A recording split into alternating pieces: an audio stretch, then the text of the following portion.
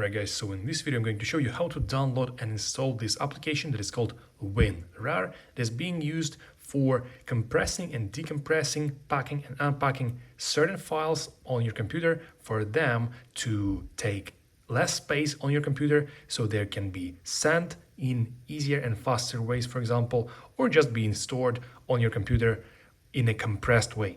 Okay, so you will also need this application if you already have it on your computer, some file like that needs to be decompressed to be opened. Okay, so this is the website where you can download it from. You can take it all the way from here up to the com/. Okay, and here at this page, what you can do is to press download WinRAR, and that's what we're going to do. You press it once with your mouse, then you go down and go to the download WinRAR once again. Now here it starts downloading straight away. Now you can open it in a very simple way, and then the installation process begins.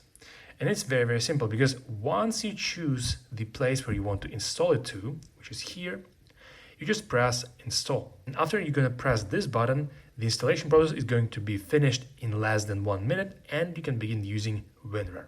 Okay, if you found this video helpful, please consider liking this video and subscribing to our channel.